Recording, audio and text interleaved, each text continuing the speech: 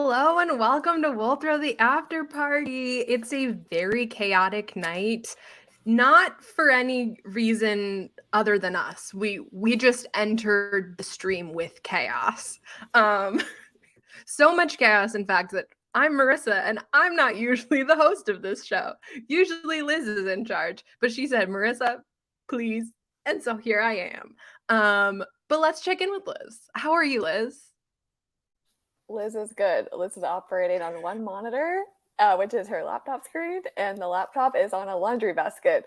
And I almost clicked leave studio instead of start show, not even a minute ago. So that's a really strong start, and I'm excited to see where we go over the next 2 hours about a subject matter that I've done zero remembering about. So it's really going to be a fun, totally unexpected ride from me, at least. Whatever happens tonight was not said with any forethought. Amazing. 0. I love Head it. empty. And what about you, Alexis? How are you entering chaos vibes? I am good. I don't know whether I'm hurt or proud, because usually when we enter chaos vibes, it's because I've revealed some deep secret to Liz accidentally 45 seconds before we go on air, and that did not occur. It's not on me this time. So yeah, I'm ready to go. Have a good night. Amazing. Yeah, it's nobody's fault. It's just like a general energy. I didn't realize until this moment just how often we start a show where Alexis reveals a deep, dark secret. Not necessarily dark, but just something about herself that I don't know. And then I immediately have to click the start show button. I didn't realize that was a trend here until you said it. And I was like, oh, you know what? We do actually do that. I went through one time to edit them all together because I thought it would be a goofy fun time. But then I got distracted halfway through. So that never happened. But I hit enough of them that I was like, this is kind of a thing that I should maybe stop doing. Oh my God. I love it. Well, we have so many friends already here enjoying the chaos. Oh, how am I doing? Yeah, how are you doing? You didn't say. I was plowing through. I was doing my job. I'm good. I'm great. I had a very long day, but I'm good. I did 2 princess parties back to back in the sun, and I think I have a sunburn now. So that's how I really am. But holistically, I'm good. But now can we say hello to our friends in the chat? Amazing. So hi, Bucky. Hi, Sylvan. We have a lurker slide tonight. Hi, Leah. Sylvan says the chaos is chaosing, and I'm here for it. Great. We are also here for it. That's what we like to hear. Let's get into it, because just like the vibes, I feel like what we've been enjoying this week is equally chaotic. I guess I will start it off. Started the week with the Tony Awards. I would say I solidly watched the Tony Awards. I wouldn't say I enjoyed or did not enjoy. I left feeling sort of fine, which is okay. I also finished watching Wizards of Waverly Place, rewatching Wizards of Waverly Place, of course. And again, I feel fine. Not the strongest ending. There is a reason why I sort of stopped watching at a certain point. Things I have been deeply enjoying, though. Season 2 of Make Some Noise on Dropout TV just started. I'm a big Dropout TV fan. I am leading the charge for the FYC campaign for Game Changer, smartest, dumbest show on the internet. Deserves an Emmy. I've also really been enjoying Snow Angel, Renee Rapp's new single. And I had a profound experience watching the Barbie Dreamhouse Architectural Digest tour video yesterday. My background is currently the Barbie Dreamhouse. This is the full-scale set for the Barbie movie Dreamhouse. And I cried watching that video. And I don't know why, but I've also heard from several people that they had profound reactions to it. So maybe I'll make a video about it coming soon. I don't know. That's been my week. What about you, Liz? The most recent thing that I've been enjoying is when I logged into the show, my camera angle was this. So for the purposes of making Marissa and Alexis laugh, I'm going to do my whole what I've been enjoying segment from this angle. You also get to see all the faces that my big old head covers when I am at a normal point in the screen. So let's talk about what I've been enjoying this week. So we finished The Diplomat. It was a great show. I highly recommend it. I think season 2 is going to be amazing. I don't know if any of the performances will break through to Emmys because it's such, like, I feel like this year for Emmys is bananas. The people like Succession is going to dominate. Like, I don't know if anyone stood out enough to crack Emmys, but like I think if it was an average year for TV, they would. So if you haven't watched it, I deeply recommend it. It's very fun. I can't take myself seriously with my head at this angle. It's great. Let's just make it worse. Okay. Next thing, the Tonys. I also half enjoyed the Tonys. I think I enjoyed watching Marissa react to the Tonys. I also enjoyed it from the lens of we usually don't get the broadcast in Canada, or at least in recent years, it's been like hot or cold if we get it. So it was a thrill to know that we actually got a broadcast this year, because there have been years I've really wanted to see it and there's just nothing. So yay, international viewership. We watched Kunk on Earth. Is that what it's called? It's like this. Yes. It is phenomenal. It is a comedy about the history of the world. You cannot take it seriously. You will not learn anything. It is a silly, goofy time. It's dry British humor. Fantastic. Highly recommend. And then the other thing is nominations are open for the Best of Halifax. And last year, y'all got me on the list. We did not get in the top 3 last year, but it was such an honor to be nominated. So if you feel like nominating me, you can nominate me every day until a date I don't remember right now. It's in July, which means you've got a lot of days to send in a nomination every day. I just put the link in the chat. It's vote.thecoast.ca and then /public-life or public-life. Those are the categories you can nominate me for. TikTok, Twitter, Instagram, wherever you follow me, wherever you follow this show. It would be great to see myself back on the ballot if you guys think that I'm still the best of something. That'd be cool. So feel free to send a nomination in for me. And if I get on the ballot, I think we have to decide what I'm going to do to promote voting. Like, I think we need a bit, like, I think y'all need to decide like some challenges or some rants or some silly, goofy stuff that you would want me to do. So putting that out there. If there are ideas, you can toss them in the chat. You can DM me. Marissa, do you have an idea right away? Because you unmuted real quick the second I said silly. Yeah. You said challenge, and I like immediately envisioned like 2010 YouTube. Yeah, like, that's exactly Chubby the vibe. Bunny, Cinnamon Challenge, Ice Bucket Challenge. Like, yep. Listen, I'm ready. Whatever you guys make a list. I will. If we get on the ballot, we'll check them off.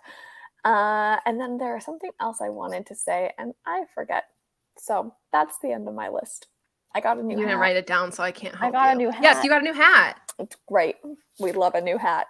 So that's about it for me. She's a bi-coastal hat owner now. Exactly. And what about you, Alexis? I feel like this segment is what we've been enjoying, but we've spent a lot of time talking about what we haven't been enjoying, and that trend is about to continue. Yeah, and I have a lot to say. So this is maybe I'll like buckle in. I very kindly invite everybody, very gently invite everybody to buckle in for a minute. So this week I watched the Stanley Cup Finals, and it was a no good, very bad time for Alexis. If you have been following along, or I guess if you haven't, because I'm about to tell you anyway, the team I was rooting for in the playoffs, otherwise known as the Florida Panthers, lost, which means that the team who shall not be named won the Stanley Cup. And as someone who was watching this for the first time, I wanted all of the magic that I felt in my heart to be reflected in who won. So since my first 2 teams lost during the first half of the playoffs, I really wanted my third team to win, and they didn't. But on a more serious note, I did want to offer a begrudging congratulations to the Las Vegas Golden Knights. Woo! They are an NHL franchise team who has won the Stanley Cup in 6 years. I am told that is a huge deal. There are a lot of players on this team who've won the Cup for the first time. A lot of these men who have been in Las Vegas over the last 6 years as the city has gone through turmoil and trauma. So it's really great that they've gotten to bring this trophy home. There were so many growing families on this team this year, so a lot of babies that got to sit in the Stanley Cup and get their pictures taken. The original Misfits, so the original 6 Golden Knights who are still with the team today, got to play the first leg of this game. They were also the first members of the team allowed to lift the Stanley Cup, so that's kind of a beautiful nod to their history. And this year's Conn Smythe Trophy winner, which is the winner of the trophy given out for the MVP of the playoffs, is the first undrafted player to win this trophy since Gretzky. So I would like to say to the Golden Knights specifically, like, since you all watch our show, obviously, if you could just like look me in the face so we can have this conversation real quick, and everybody else can just like listen in. You can be the fly on the wall, right? Las Vegas Golden Knights. I really don't like you. Like I really, really don't like you, and I don't want anything to get like twisted here, okay? I am a down home Southern girly. I was raised to believe that the word hate was just like sending somebody to hell. And I have really hated you, and I have shared it with the world a lot. I wanted you to lose. I wanted you to get swept. I wanted you to fall flat on your face. I rooted for the Dallas Stars to beat you so that you wouldn't even get to the final to compete for the Stanley Cup, right? That's how bad I wanted you to lose. But I do think at the end of the day, right, whether you try to break the wrists of my favorite player for completely no reason at all or not, that in a sport where so many people give 110%, and you fight and you train every day and you put yourself through injury and your families through moves and your mental health through hell as you navigate the complicated churning waters of the National Hockey League system, that if you were going to go through all of that for a sport that you love, that you deserve flowers for winning the Stanley Cup, whether I like you or not. So congratulations on a job well done. I hope not to see you next year. But that was what I did not enjoy this week. I did, however, enjoy watching old hockey. So hockey previous to 4 months ago when I started watching it. And I have to say, if you have gotten like burned out on something, whether it be like an award show or like sports or like Marvel, going back to like the old fun stuff that you liked is really a trip. Like I didn't know I was going to like the old fun stuff. I've watched a couple of the All-Stars tournaments, which are just ridiculous. Like, that's just a silly, goofy time. I don't know why we're hitting that puck through an obstacle course. Like, that doesn't mean anything about your ability to play hockey. But it is fun. I watched a Battle of Alberta, or 2 or 3 or 4. And those were a really great time for me specifically. So I would recommend that to anybody that is going through the post-playoff slump like I am. I will say that I think that you're fine. Like you've reached the final phase where you can call yourself like a really entrenched hockey fan because your team lost the Stanley Cup Finals. Like a fan loses more often than they win. And if you had won, I think I would have been like, that's odd. That's crazy that your team actually won in your first season of being a fan. So I think it's like a round of tacos in the chat for Alexis having the truest moment you could possibly have. Thank you. You're welcome. Yeah, that's the real full experience. I also believe you have something to present on behalf of your spouse. I do, and I'm going to be real honest. I don't know any of these names, so I apologize in advance. It'll be entertaining. Yeah, right. But this week, Sly enjoyed, I'm hoping it's Jewel Lloyd, who plays with the Storm, Seattle's W team. The only player I know on that team has a brother who plays hockey. So don't really know this person, but she had a career high with 39 points during the Storm's winning game today, which is super exciting. So tacos to her, tacos to my husband for watching it.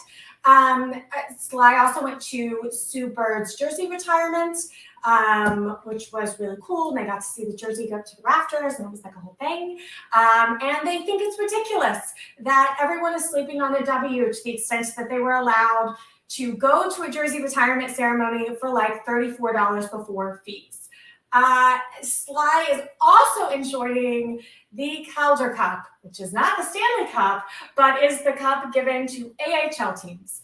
And they have been rooting for the Firebirds, which is Seattle Kraken's AHL team, who I will say, I was not told to share this, but the Firebirds were bullied, I think 2 weeks ago, to getting on TikTok. So they are on social media now, following the Book Talk favorites, Kraken, and following in their footsteps, I guess. So, but they have a game tonight, game 5. They're currently 2 down, so it's a 2-2 score.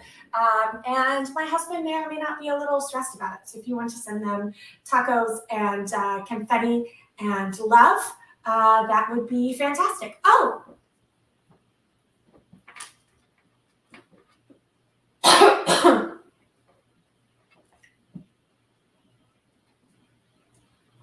Yay! Visual aids.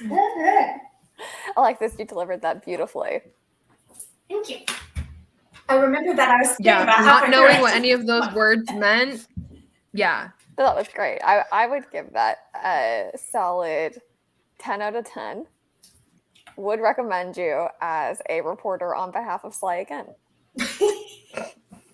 Reporting to you from... I mean, Sly does like about 10 bazillion shows, so I think that that's actually a position that's worth advocating for. You could find yourself in a lot of places by being the official Sly Sly reporter. Live on the street. Live from somewhere in the world where Alexis is. Yep, because Alexis could be anywhere. Alexis is about to be a world-hopping girly. Who knows where I'm going to end up? Who knows? I was going to say speaking of, but that's not speaking of anything. It's time for rants. Nice. Good one. Alexis, what are you going to be ranting about? So somebody in my real life watched a chunk of some of our past shows this week. And I had some questions about the hockey opinions I have presented on the show. And it made me realize that I may not have been as clear about some of my opinions as I had intended, because I speak in segments and this is like a 2-hour show that's not supposed to be about hockey. So I am taking this rant time to clear up some of those things. Okay, great. In a very Sly and Alexis turn of events, You're doing great. In a very Sly and Alexis turn of events, Liz and I are trading rant topics, meaning I am assigning her a topic and Liz told me what I should do my rant on this week. Something else that Liz enjoyed today was the To Doom presentation from Netflix, and that prompted her to say, Marissa, you should rant about how emotionally damaged each episode of Heartstopper season 2 will make you, based purely on the episode titles, which were revealed today. So that's what I will be doing. I'd like to say quickly that the reason why I suggested this rant is because I want to know. It wasn't, I was like, oh, this would be a really great topic that people would relate to. I hope that's the case, but it was like strictly because I was interested in how gut-wrenching these titles are. So great. And then Liz, what are you ranting about? I don't know. You tell me, because I'm doing a how I would interview rant, and Marissa's going to give me the topic right before we hit go. Yep. So I'm going to say, Liz, I want to know how you would interview blah, and then she's going to press start, and we'll go for 6 minutes because we do 2 minutes each in 30-second increments, but Sly is not here. So if anybody needs extra time, we can steal it at the end. Sly bonus time is, or bonus time in general, but it's usually called Sly bonus time, is some of my favorite bonus time because I don't think of what I actually want to say until the last section of my rant. So we'll see how this one goes. All right. Oh, All wait, right. Let me make sure that I have the episode titles. We're ready to go. Ready to go? All right. Liz, You will be ranting about. No. Wait, yes. wait, hold I on, want to know. hold on. Okay. There we go. Sorry, I have to move quickly here between tabs. Amazing. Okay. You're doing great. Everyone's doing so good. We're having so much fun. Are you guys having fun watching? Let us know in the chat. Okay, Liz, I want to know how you would interview Nicola Coughlan and Luke Newton about Bridgerton season 3. Oh, this is so good because the teaser photos just came out like mere hours ago. I wonder if I can pull them up while I'm talking. Can I be quick? Okay, so the teaser photos that came out, the one that really caught me was the one of Penelope by the window, kind of looking maybe pensive, maybe sad, maybe like really hard to say what that emotion was. So I'm really thinking we're going to get a lot of struggle from Penelope this season. And Nicola's been doing a lot of silly, goofy interviews. Okay, I want to begin by prefacing the fact that I have not read any of the Heartstopper comics, so like I know a little bit about what season 2 will be about, but not really. Episode 1 is called Out. Presumably it's about Nick coming out, which I think will make me puke with both excitement, adorability, and like secondhand awkwardness. The second episode is Family. No, I don't want that. Respectfully, no. Thank you. No. I can't do that. No. So the first thing was they asked, why is Meow your favorite hockey team? And I was like, Meow is not my favorite hockey team. How dare you say that to me? And they were like, well, Meow is the only team that you've talked about on the show. What do you mean Meow is not your favorite hockey team? Like all of these people clearly think that Meow is your team. So you see what happened was my husband turned me on to this podcast called Beginner's Pack. I recommend it. It's women-led, all about the basics of hockey. And they recommend that Nicola's been doing a lot of interviews where she's been telling stories from like Dairy Girls or from early in her career. And some of the viral moments she's gotten have been like these kind of more fun, like comedic stories. So I want her to go the opposite way and really do like some serious sit downs about being a leading actress in one of the biggest shows in the world. And I want to see her get a lot of editorial covers for this. I want to see Vogue. I would love to see her on the cover of Vogue, not a segment, like give her a Vogue cover for being on this show. That would be incredible, especially if it was UK Vogue. Okay, episode 3 is called Promise. Presumably that means someone is going to make a promise and then break it later in the season. And I don't want to receive that information. So I'm going to say a no to that as well. Episode 4 is called Challenge. That seems like a silly, goofy time. That seems like maybe a Tao and Elle sort of like flirty moment. And that I'm into. So that's fun. Episode 5 is Heat. And these are their children. So no, I don't want that either. But they recommend that you, what's the word I'm looking for? They recommend hockey amory. So the idea is that you have your favorite hockey team, and that is your hockey husband. And then you have a bunch of hockey boyfriends, and your hockey side piece becomes whichever hockey boyfriend gets the furthest through playoffs, right?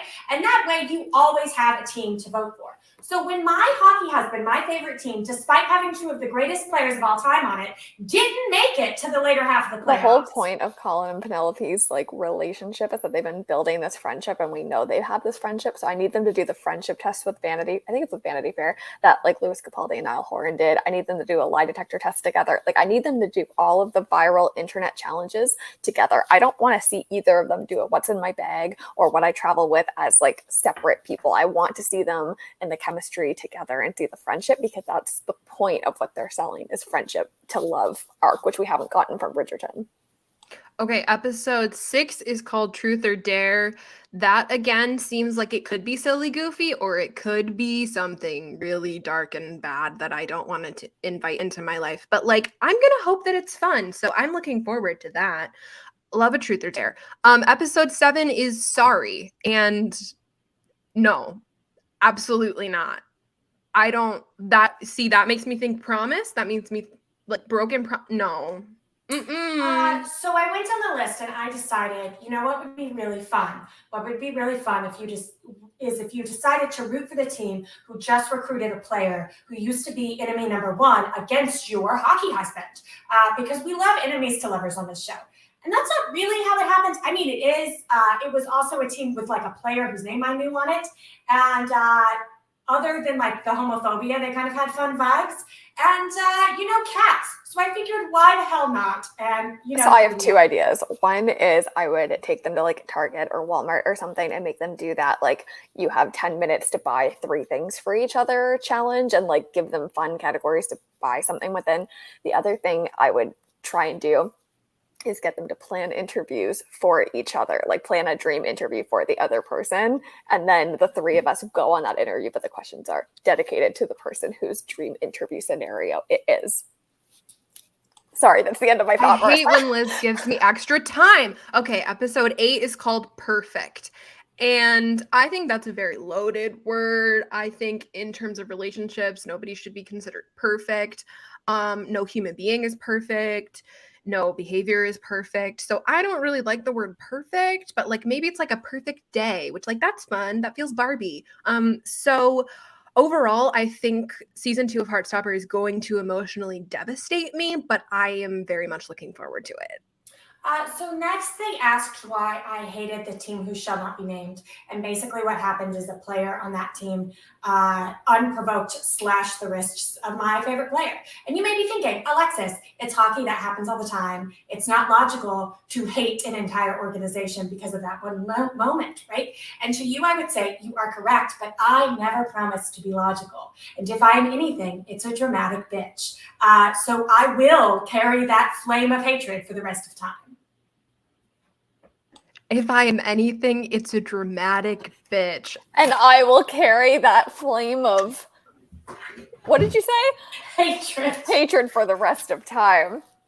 I like how you began this with like, Southern girl, I don't believe you should hate anyone. And now you're like, I will carry this flame of hatred to the end. If I see you, it is on site. That's the highlight reel. Those 3 moments Marissa just put the first thing Alexis said, that bit from the rant, and then her right now saying, if I see you, it's on site. That's all we need from this episode. We're done, folks. Let's get out of here. Listen, I decided that I would give them a chance, and then every game they did something to make me hate them more.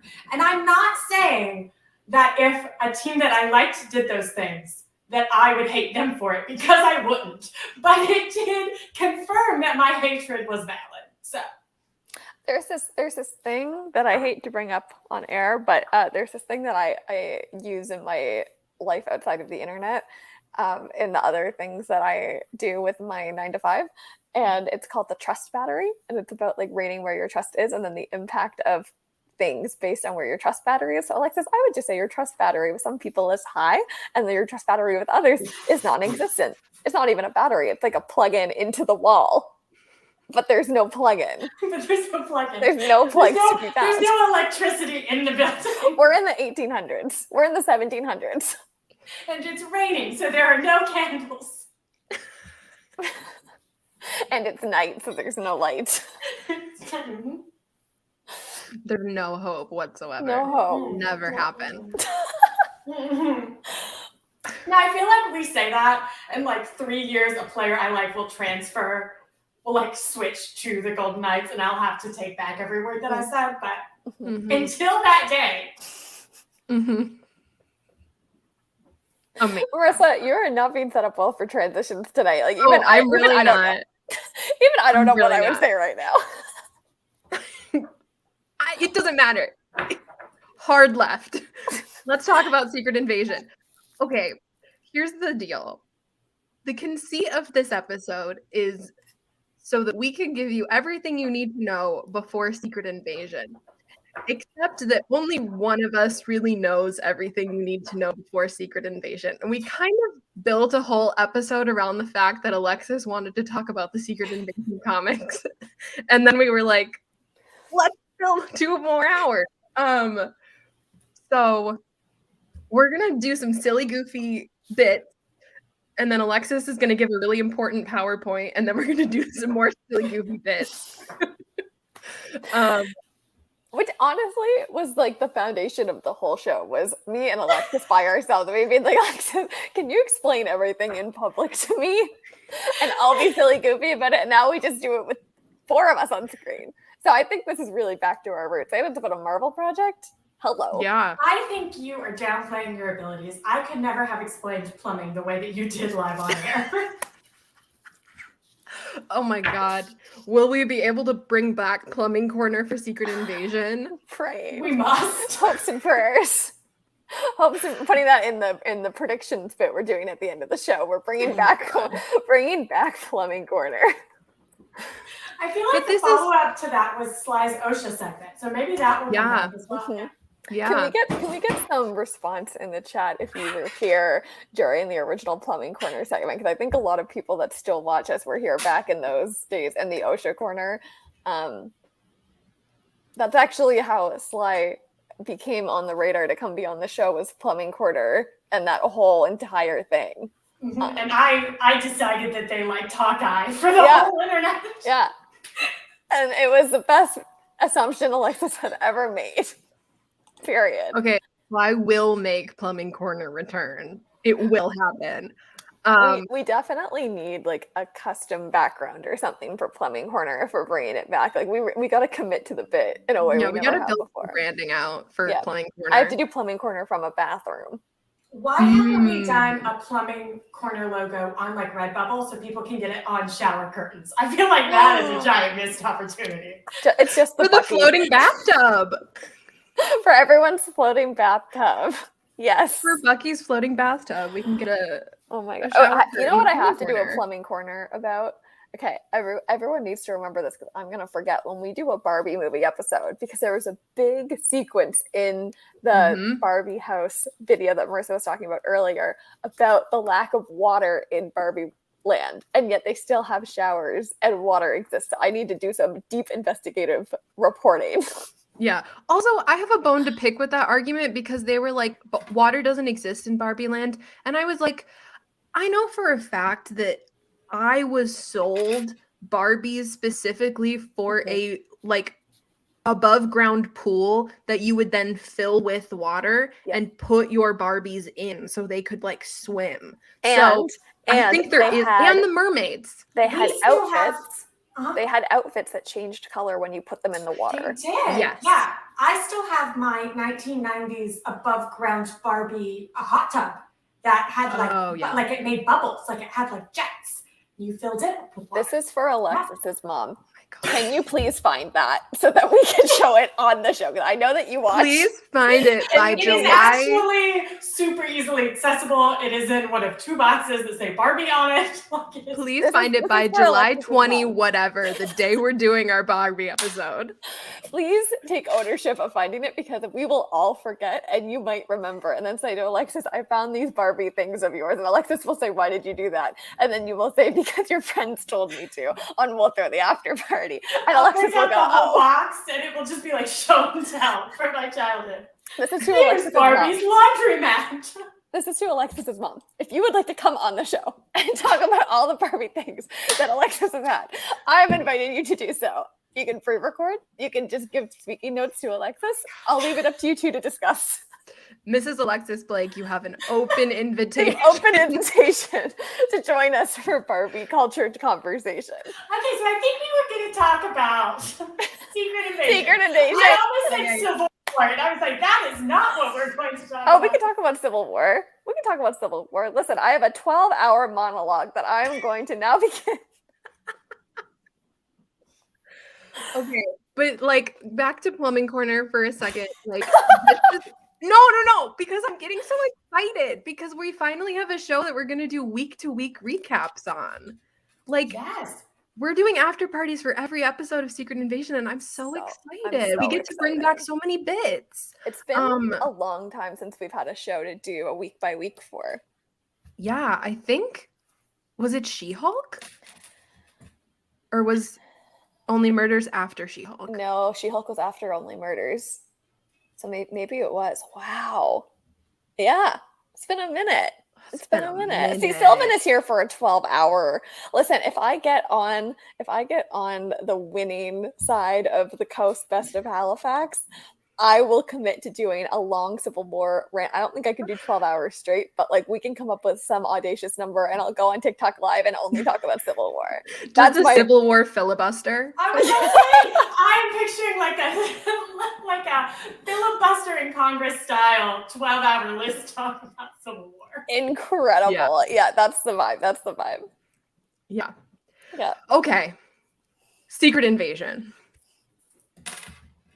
First silly goofy bit. Secret Invasion is all about the Skrulls. So we need to begin by establishing the ways in which you would know that we are not Skrulls. Can we just very quickly, and I'm not volunteering to do this because I'm asking this because I also need the reminder. Can someone more eloquent than me on screen remind us all the foundation of what a Skrull is in the MCU? Because like I do know, but I don't know how I would explain it. And there might be others watching that are like would love a refresher. Did you say someone not on screen, or were you talking No, to me? I said someone on screen. I said somebody else on screen. Okay. So the Skrulls, I've spent the day refreshing on Skrulls in the comics, and they are actually kind of different than Skrulls in the MCU. But I will do my best. So basically, can I just quickly say before you start that I really thought you were gonna like reach out of frame and like pull down like a Bugs Bunny, you know, Bugs Bunny or like cartoons, they like pull down like projectors with the screens and have their little sticks that they point with. I was like, oh my god, is this what's been hiding behind Alexis's frame the entire time we've known her? So anyway, I just wanted you to know that that's where I thought you were about to go. Like, actually, here's a diagram. Okay, no. So the way Skrulls are established in a little movie called Captain Marvel is essentially that they are like shapeshifters, and they can well, let's back up. Okay, first, Skrulls in the MCU as we know them right now, are an alien race up there in the cosmos who were like kind of displaced from their homeworld, and so they are refugees seeking asylum. This is important. It is important because it is in contrast to the comics where they were just villains. There was not kind of this like refugee asylum situation, right? So that's what they are first. In terms of this game, what Skrulls are is that they are a shape-shifting alien species that can, I don't know why I said it, like I was Jim Carrey, species that can mimic the appearance and the voice of people on our planet. I guess I assume all planets, but our planet. Mm-hmm. But they cannot mimic their memory. Like they don't have access to that, as we know right now. So we kind of created a game that somebody else explained game. Okay, well, basically, there's this scene in Captain Marvel where Carol is like trying to test Fury to be like, how do I know you're not a Skrull? And he says something about like his toast has to be cut on a diagonal or it can't be cut on a diagonal, one of the two, and he won't eat it. And I don't know. That's his big fact that would give him away as a Skrull. So what are the facts that would give us away as a Skrull? Alexis has kept her answers. Actually, Alexis and Liz have both kept their answers a secret. I wrote mine full in the chat for everyone to see. Marissa, I read them an hour ago, probably. I have no memory of what they are at this current time. So you're going to surprise me in full as you say them. Great. I would also like to say I took notes, but they are on my phone, and my phone died. So who knows when we're about to go. Do you want to go get a charger? It is charging. So maybe somebody else could just like, maybe I can go last? No, we should wait in dead silence for as long as it takes for us to turn back on. We can play some like intermission music. No, we can go until your phone turns back on. How's that sound? Yes. I can begin because I will demonstrate with a prop. My first argument is that no one talks about my juice like me. If you know me, you know I love Welch's white grape juice. I will drink it with every meal if I can. And Harry Styles wrote the song Grape Juice about me. And that is something that Skrull Marissa just would not know. So ask me about my juice and I would love to tell you. And that's how you'll know that I'm not a scroll. Should I keep going or are we going let's go round one for robin? one. Let's go one for one. I took Great. a bit of a different approach to my logic here because I like the way that you just described that. But for me, I was thinking about things like that, right? And then my mind went to, okay, but if there was like a scroll assigned to watching me 24/7 to figure out my habits, there are things that I do that they would figure out. So for me, something like that in my life, I feel like I'm too visible about it. And it would be easy to put on a list of things that Liz does. Mm-hmm. So I had to go like 5 layers deeper for myself to make a list I was comfortable in like saying was adequate for this game. Great. So my first one, and I'm going to start because this is also a drink. So you need to go get a McDonald's iced coffee. And if they drink the entire large vanilla iced coffee with a paper straw, it is not me. Because paper straws are lined with gluten and I forget. And I put a paper straw in my iced coffee. I put a paper straw in my iced coffee. And even if I'm out and about and I don't have a metal straw with me or something, I can't finish an iced coffee with a paper straw because I start feeling horrible. But if I have a metal straw, I can finish my large vanilla iced coffee. Yes. Now I need to know how many times you have said, I got glutened and you glutened yourself with a paper straw. Because constantly. You get glutened quite often. I have a paper straw in my iced coffee right now. Actually, I don't. I switched it to a metal straw. It's not enough to make me sick for days. It's enough to make me feel gross for like a little while, like the rest of the day maybe, or a few hours. And if I'm out and about and it's the only option, then I'll do it for the sake of the coffee. But yeah, I can't finish. And oftentimes I'll forget this and be like, why didn't I finish my coffee? And it's because there's a paper straw in it, but a metal straw, no problem. So you guys have got to get open. I know. Open mouth cups. It's McDonald's Canada. Help a gluten girl out. Come on, McDonald's. Alexis, has your phone turned on yet? Or do you want to just make something up? Well, both. So first I was going to say more along the lines of Marissa that I get sweet tea all the time. We know this. And I get sweet tea from one restaurant. I'm very picky about my sweet tea. I do not like Southern sweet tea. I do not like sweet tea that is just iced tea with sugar. So I feel like, you know, if Squirrel Alexis had another type of sweet tea or had a sweet tea from another restaurant, then it would be clear that they were Squirrel. But going with Liz's like 28 deep covert spy level list, I think my answer would have to be that I, like Liz, frequently forget that I'm allergic to Marissa's juice. And we have it in my household because other people like the juice. So I frequently around the house just have cups where I've taken like 3 sips of the juice and then been like, crap, I'm allergic to this. I feel terrible. And I don't drink the rest of the juice. So popping that up on the screen so that people can chime in if they forget what the problem so the people just didn't come across the show live and we're like, why are these bitches talking about juice? Okay. Those are all really good. I also want to shout out Bucky in the comments because I'm eating this up. Marissa eating non-homemade ravioli. 1000%.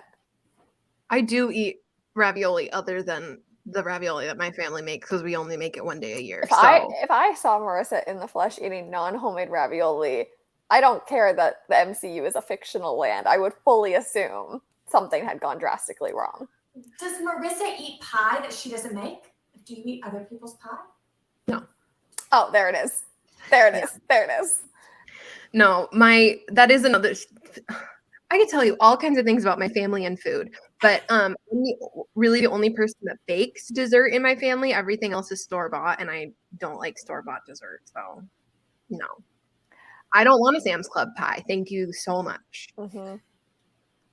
I love this comment, but I would add one caveat, which is that like if I ever responded and didn't give you a 15-step plan of action, that's not me, because there's no way I can ever just give you one piece of advice when you ask me about something PR marketing related. I think that's the most accurate, is like if you were just like, yeah, do this. That's not Liz. It would be like, yeah, do this and this and this and this and this. And then also you could take this approach. Yeah, 100%. 100%. That's how you know you got the true Liz. Okay, next scroll giveaway for me is, I just would like to pose a question to the group. Would Scroll Marissa have my ability to clock a wig from a mile away? I don't think so. No. I think especially because it is an alien. And I say that with all the love in my heart, but I don't know how wigs work on Scrollland.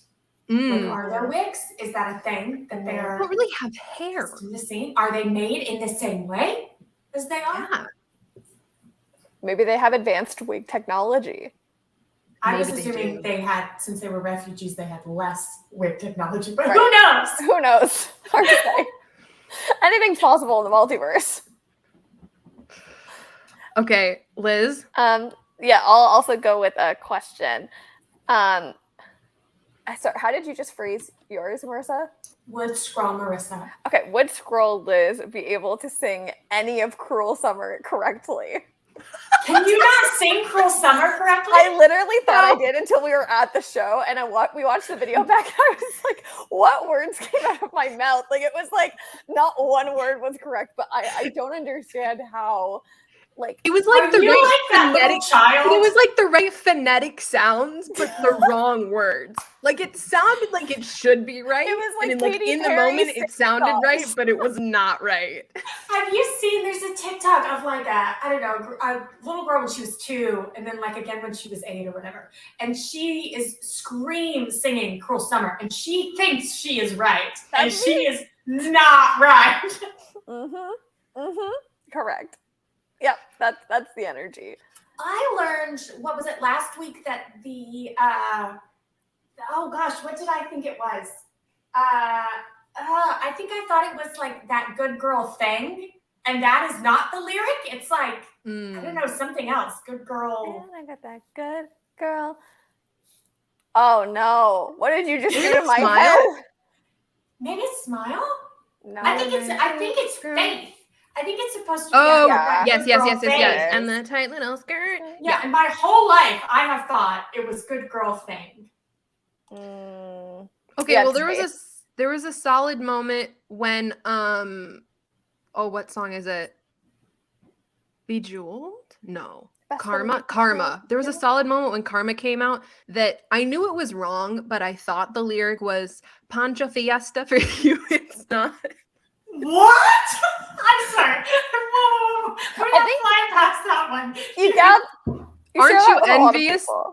Aren't you envious that for you it's not? But my brain could not process those words, and so it replaced it with Pancho Fiesta for you. It's not, which I knew was not right. But I didn't bother to learn what the right one was. Can we get a round of tacos in the chat for Pancho Fiesta for you? It's not. But please know that is how it is being sung in this household. That's it.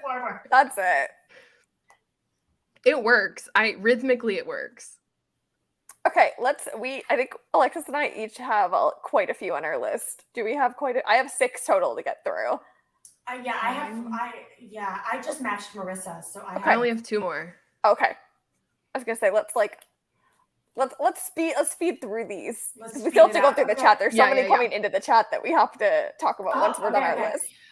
So I don't know how to phrase mine as a question. That's okay. That's okay. But I am an art crime girly that knows nothing about art. So like I could tell you about art crime all day long. I could introduce you to, like Sotheby's. But I have no idea, I know that Klimt is Klimt, and I can kind of get you through the Impressionists, kind of. But I feel like Scroll Alexis would maybe not know about art crime, but would answer an art question. Would be like, oh, art, like this is a thing on Earth that we learned in Earth class, and everyone should just know that Alexis knows shit about art. I know nothing about art. See, I love that because I think that's tricky, right? Because if on a file it said Alexis likes art heists, you would assume that there is a lot of information about the art. So I like that. That is a good trapping. I like that one. I'm gonna remember that one. I also can tell you about wine fraud, but I know nothing about wine. Love it. Nothing. Yeah. Excellent. That's great. This I wrote down. I don't know how serious it is, but listen, just because a scroll can replicate my speaking voice doesn't mean they have my gift of song. Like, do we really think that a scroll, just because they could sound like me, do you think they could sing like me? Because they don't get my vocal cords, do they? No one can sing like you. Are you looking for praise? I'll give it to you. No one sings like Marissa. There it is. You're welcome. Alexis is like, I'm done. I'm out. No flirting in the group chat. True.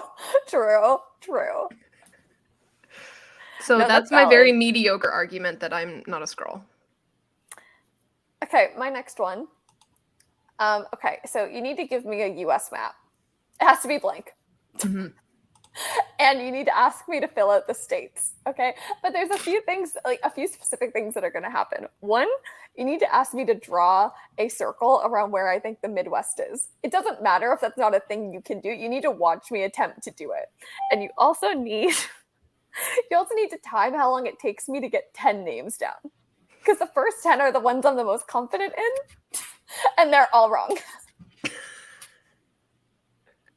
So if you see me filling out a US map with any level of confidence, no second guessing, does not take an unreasonable amount of time to put 10 down, that is not me. That is not me. In fact, I should do it live on the show sometime because I was going to do it in person with Marissa because I thought for a while that people thought I was doing it as a bit. I have no idea where any of the states are. None. The first thing I said to really Marissa, doesn't. Marissa, tell the people one of the first things I said to you when you picked me up from the airport. Is this the Midwest?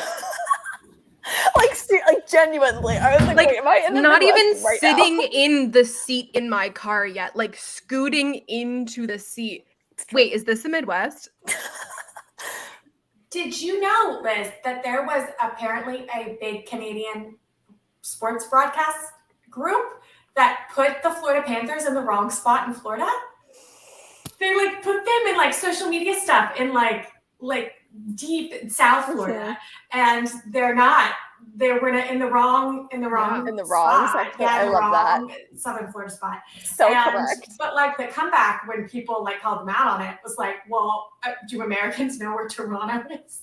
Honestly, they're just like, absolutely not. Yeah. Where is that? So it was all of these people like tweeting back trying to find like Toronto on a map, and then it was like trying to find Edmonton on a map, and everybody Edmonton was in the ocean, like it was nowhere where it was supposed to be. So it's not. I'm obsessed. That's art. That makes me feel very alive and well in my culture. Obsessed. Oh my God. What about you, Alexis? How do we know you're not a scroll? I had one and I forgot what it was. Hang on, let me look. The one I was going to say was that I know a lot of songs, like Marissa, but I never know the whole song without the music. So any scroll Alexis that can get you past a verse in a High School Musical song, like any version of Alexis, that's a scroll. Like even today in the car, I sang like a verse of Tango Maureen. I don't know the rest of it if there's no music. So if Alexis sings the rest of it, it's a scroll Alexis. Love. Amazing. Okay. My final argument that I'm not a scroll is that I get so hot so easily. I hate warm weather. I hate sweating. I would like to live in an ice rink, genuinely. There is a reason that ice skating was my preferred sport as a child. Swimming and ice skating, two places where I cannot sweat. You're right. Alberta sounds like a great place for us to move to. Halifax. So if you ever see me like enjoying a 90-degree day with 70% humidity, sweating it up, and just having a grand old time without being a complete bitch to anyone around me, that is not me. It's the way that I almost wrote that verbatim for my next one, which was also about the sun. So exactly what Marissa just said, but with the caveat of like, not so much the bitchiness, but like the heat stroke. If you see me in the sun and I'm having a time that looks like is not affected by how hot it is, that is not me. Because I cannot be in the sun for a nanosecond without complaining I'm going to get a heat stroke, which is very valid because it does happen to me. So if you ever see Marissa and I having fun in the sun, That is not us. Alert the authorities. Imposters have arrived. Yeah. I have one more that I'll throw out really quickly so that I'm wrapped. If you ask me about Draco Malfoy and I say something that is from canon, that is not me. That is not me. Yeah. If you ask me about that character and I say anything that you know was written in those books, that is not me. That is absolutely not I. And I do think that is something that a scroll would get caught on very quickly because source material, don't know her. Deep lore informed by 13 years worth of deep cut fan fiction, that is Draco Malfoy. So I don't think anyone's got the vocabulary that I have. I like that you really thought through the research aspect of these arguments. I really did. Well, same as you were saying, like someone couldn't sing like you. I was like, I don't have traits like that. I've got really oddly specific things.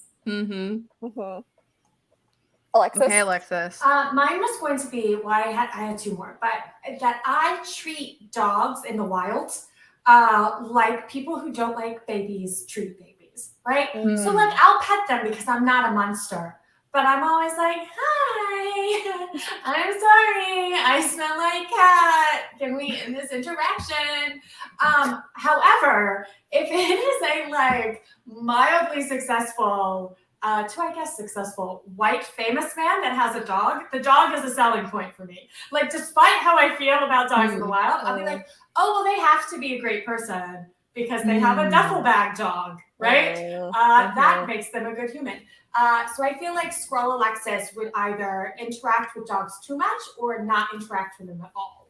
I love this. I kind of do like a mid-level bit of interacting. My other was going to be that I read and watch things like on a loop, right? And so like a lot of times my history will be like, Alexis opened this fic, right? But Alexis has actually just kept it open and read it every day for the last year. So I feel like Scroll Alexis would like not have enough knowledge about the finer details of that, or would like have read the whole fic and not just the parts that they cared about, or, you know, not like read something. And those would all be signs that I was not the real Alexis. Those are so good.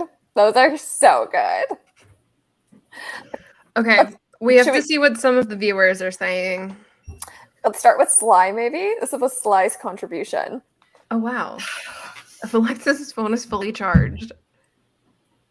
If Liz doesn't pitch a shower thought rebrand real. Yeah, very, very accurate. And if I don't send a group chat selfie, I love a selfie update. Just this is what the vibe is right now, guys.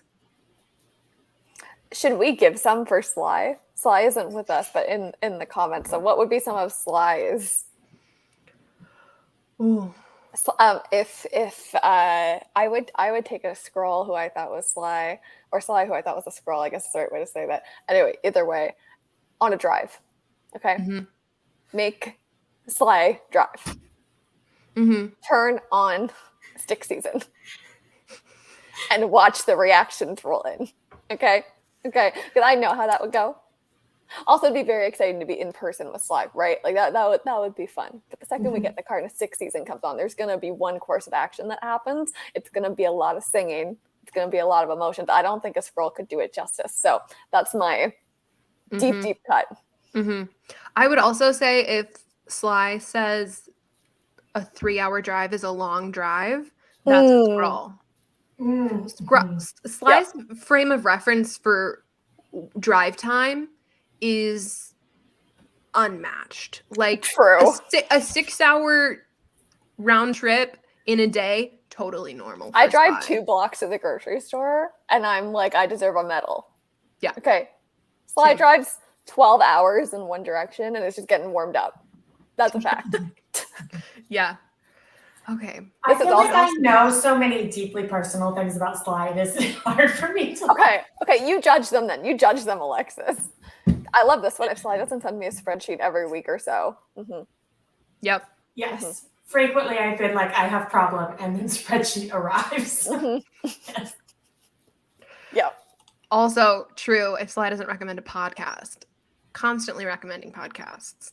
I would also say Sly always turns do not disturb on their phone. So if like you were having a conversation with Sly and that is not turned on, scroll. Like it's gonna happen at some point. True. If I don't get an auto respond that says driving with Driving sparkle, with the sparkle? Yeah. something's gone wrong. Okay, let's just go through quickly. You guys are so funny. Okay, a lot of commentary about us not knowing the lyrics to any song. Okay, Nice. JJ says if he doesn't mention Bones on a Thursday, he's a scroll. That's so true. Take a shot every time, JJ. Actually, don't. That's not a medical recommendation. You would be deceased. Bunky says if I'm out and about and not carrying a second pair of glasses in my bag, scroll. Good to know about Bunky. I did not know that about them. Leah says if I don't rant about Little Women at the slightest mention of it, it's not me, it's a scroll. Yeah, good to know. Okay. I know earlier I saw Claude say if there wasn't French fries on the floor of my car. Listen, Yeah, I that's did a see fact. that. That's a fact. Yeah. Okay, I feel like we all have learned a lot about each other, and now we know how to look out for scroll imposters. Can I add one question to this? We can all say one. What do you think your scroll would lean way too far into? Oh. Trying to prove it's you. What do you think is a trait that they would like lean into to be like, no, it's me. See? Wow. I feel like I'm ever evolving. So what is my one trait? Disney princesses? Such the answer of a bestie in therapy. I'm always evolving. I put it on a vision board. It says she's evolving. She is me. To me, for Marissa, it would be coffee. It'd be something related to, it would be coffee. Like it would be too much coffee all of the time and not enough preserving the coffee that was bought over time. Like they would overdo it in the buying of Starbucks. Like I'd be concerned if I saw you with new Starbucks every time I see you. Like you often come with like, this is the Starbucks I bought 12 hours ago. I put this in the This is the Starbucks I bought 12 hours ago. Right? Right? Yeah. So if a scroll has a new Starbucks, that's not it. Yeah. That's real. That's good. What about you? Alexis, do you have one? No, you go first. I don't have one yet either. It's easier to think for you guys. I was going to say I have a very 70s home. And technically I have a very 70s wardrobe. So like if you just walked into that, I feel like you would kind of lean that direction. But I am not like a Daisy Jones in the Six Curly, right? Like that is not the vibe that's happening here. That's good. Just for That's good. Yeah. Alexis, I say this with all the love in my heart. Okay, so please hear this with all the love in my heart. I think that we often tell you live the most interesting life of anyone we know, right? So there's nothing that could happen that would surprise me to hear from you. But what would be a giveaway is if you were surprised that we weren't surprised. Do you know what I mean? Like if you were like, I thought you guys would be shocked. I'd be like, that's not Alexis. That is not Alexis. Yeah. Or you know what I mean? If you send like the most absurd story and then we're like, are you okay? And you're like, yeah, I'm fine. Like without that caveat, scroll. Yeah. Like if it was like framed with the bad. Absurdity of what it actually is, correct. Scroll. It just has to be true. absurd. I dropped some major new news in the group chat this week, and it was like crickets. But okay. Like, oh, Alexis is trying something new. Good for her. It's like it's the energy of we support women's rights and their wrongs, but it's not rights and wrongs. It's we support Alexis's absurdity as normal. That happens here. Yeah. Yeah, but if you ever expected us to overreact to anything you shared, or you were like, "Oh, you guys, like, I really thought that this would be the one," I'd be like, "Girl, yeah, girl, that's not Alexis." I feel like there's other things too for Alexis, like, this is kind of oddly specific, but there's been times that you've sent videos instead of typing. And you are always doing something. You're in your car, or like there's something happening while you're doing the video, or you send a video signing and you're like seated and you're signing, but there's also something else happening, right? If I ever got like a selfie video from Alexis, like, hey, I'd be like, I cannot sit still to save my life. I need you on a ladder. I need you driving a car. I need you, like, there's got to be something going on. If it ever did like a completely like, where are you? Well, you called me while I was on a ladder, so I just never got there. I'm on my perch. If Alexis ever called me just seated on the deck at 7 p.m., I'd be like, call the authorities. That's real. Yeah. Okay, what about me? I'm sure there's lots.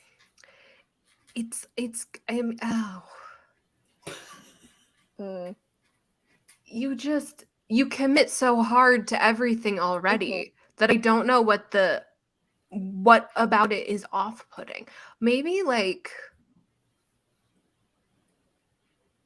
just like a misinterpretation of your fandom of an incorrect ranking of like where you put the pop stars. I think also say Liz is a queen of like catching a vibe, and then like immediately I'll get a text about it. Like, hey bestie, you're wonderful. How was your day? Right? So like if I sent out a vibe and there was not like a sidebar chat from Liz, that's very accurate. I would be like, no.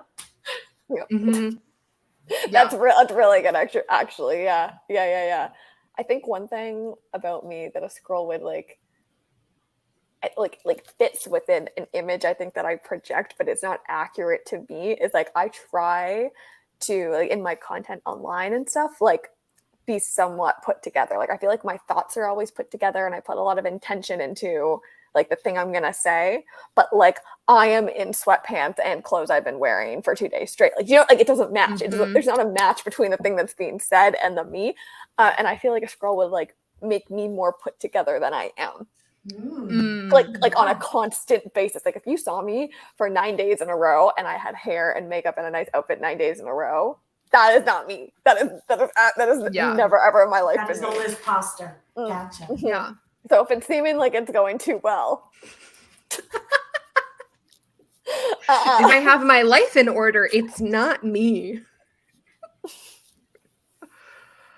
Oh my God. Amazing. We've learned so much about each other. That was good. That was fun. Should we? Can we give credit to who came up with that concept? I have no idea. Alexis. Yay! Alexis, that was so fun, Alexis. Hates games. It's like, hey! I got a game. That was a great idea. And then Liz popped in a sidebar chat and I was like, great game! It's true. I did immediately text you and go, I love it. That was such a good idea. It is a great game. It was fun. So we learned a lot about each other. If the Reputation set at the Eras Tour ever gets a new outfit that is not Taylor Swift, well done. Well done. Real. If Alexis enjoys a game, it's a screw. True. JJ also called me out for always entering a worrying medical sidebar that's not worrying to me, but is worrying to everybody else in the middle of a story. And that is the thing that I do.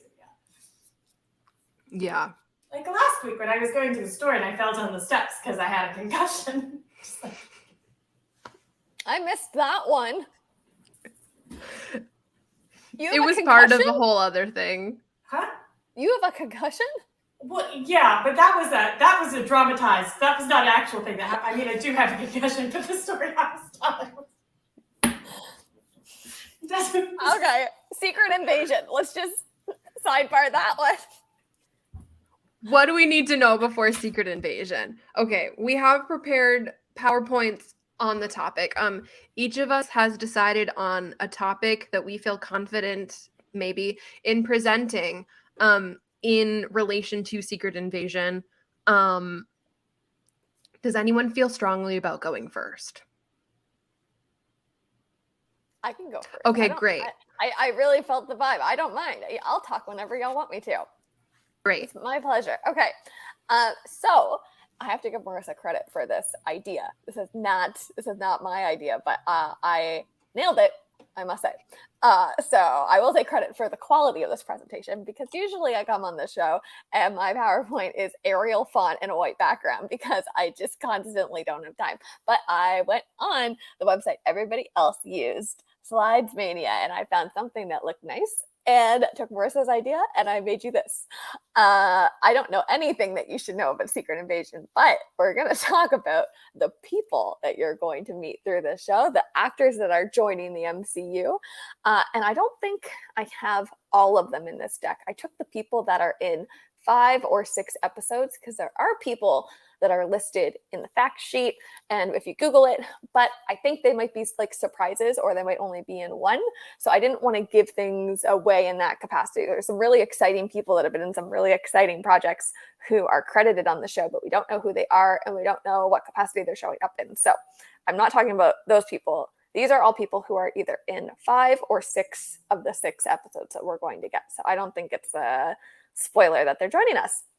So let's talk about who they are. And then the goal is, when you're watching the show, you're not going to have that moment where you're like, where do I know that person from? I'm gonna tell you where you know that person from. God damn it. Why didn't I think of MC Who? Jeez. Where were you 2 hours ago, Bunky? I should have texted you. Okay. Anyway, let's talk about MC Who, because now I'm stealing that. MC Who. Okay, first is Emilia Clarke. I kind of thought Alexis was going to go before me. So I'm not actually going to read you these, because I think I might steal some ideas from Alexis, but I did put on the screen, as per marvel.fandom.com, who these characters are in the show. And I'm sure as we go through the presentations, maybe we'll learn more about the characters, or maybe we won't. Who knows? But if you'd like to know more, it's on the screen. Emilia Clarke is joining the show as, do we know how to pronounce Emilia Clarke's character name? Gia, like the non-alcoholic spritz beverage on TikTok. Excellent. Thank you for that. So Emilia, I only know because I saw her say it on the premiere red carpet. I do think the majority of scroll names are English words with a letter annoyingly. Like there's a lot of like guns instead of like Megans and like that. We need to dig into like the language of the scrolls, or like the. No, I think it was just laziness. Amen. I didn't think it was like a Klingon level situation. Like I think they were just like. I love that. That's apostrophe. So good. Yeah. So Emilia Clarke is joining as Gia. Gia. Yeah. Thank you. And Emilia Clarke is one of the leads in the show. It was one of the early build people coming into the show. And at a very high level, Gia is someone who has spent time on Earth and is also part of the Skrulls. This is important because not only am I going to give you who the character is that this person is playing, but I'm going to give you my take on like what we're going to get from the performance. So we're thinking about a character who's got this like double identity life kind of thing going on, maybe like a triple identity life, like a lot of different lenses to this character. Okay. You know Emilia Clarke from Game of Thrones. This is the mother of dragons. But if you thought of Me Before You, not You Before Me, it's Me Before You. If you thought of Me Before You before Game of Thrones, I hope you're doing okay. I hope you have a therapist, because man, that movie is a crier. Now, I took this photo specifically because of the eyebrows.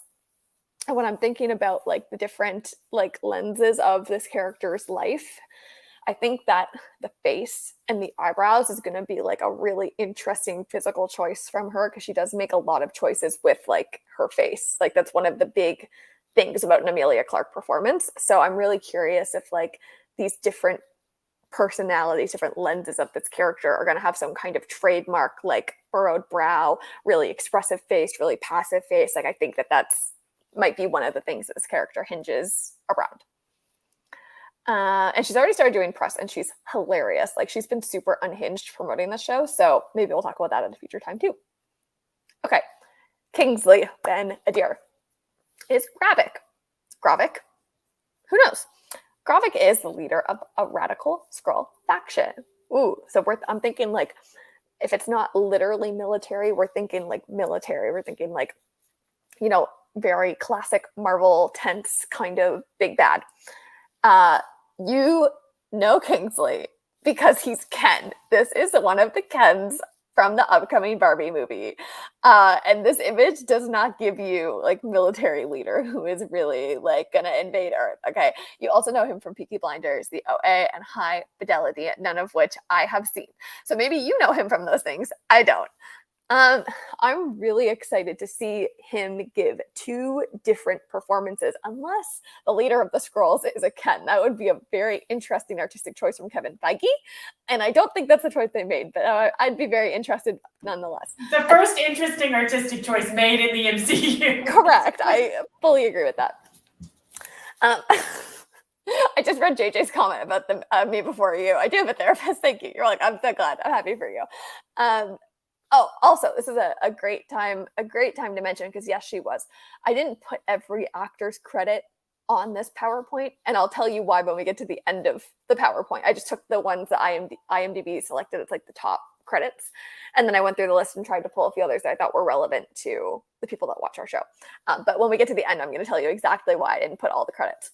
I think this is going to be a breakout year for Kingsley, much like the comments are saying here. And it's really cool to see someone give very different performances at the same point in time. That's part of how like the breakout formula works, is you stack a bunch of things all at once. So it's like all in your face. I think it's also how we got the Andrew Garfield renaissance of the past 2 years, right? We got Tick, Tick, Boom. And then it was just like all these projects were coming out in the same moment for him. And they had very different lenses from Tick, Tick, Boom. So he kind of reemerged as this great, because he was pigeonholed as Spider-Man for so long, and then he gave like this really cool range all within the span of a year, and now he's got a new kind of setting in how we think about him. So I'm excited for Kingsley. You're gonna know him really well, and I think he's gonna be like all over the internet pretty soon. Okay, Olivia Colman is playing Sonya Falsworth. Special Agent Sonya is MI6 and a friend of Nick Fury. And that's literally all you need to know about this baddie, because she is an Academy Award winner for her performance in The Favorite. She gives iconic awards season acceptance speeches and interviews, an Emmy Award-winning performance for The Crown, and has done The Crown is probably her most notable role over The Favorite, but I'm not going to not put the Academy Award-winning performance as the main piece of the slide. So you also know her for her Academy Award nominated performances in The Lost Daughter and The Father. Empire of Light should have been an award season moment, but the movie flopped. Joyride, Heartstopper, and I found out she's going to be in Wonka, which I didn't know, which I'm so excited about, because you know me, I've been doing all kinds of Wonka coverage.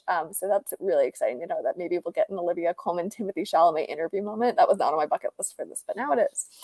And I think that seeing her and Samuel L. Jackson on screen as friends is going to add years to my life and really make up for some of the past mistakes of MCU casting. So I'm really looking forward to this one. Okay. Killian Scott is playing Fizz. I did not find a description for Fizz. I kept the generic type in here. So we'll find out maybe eventually later.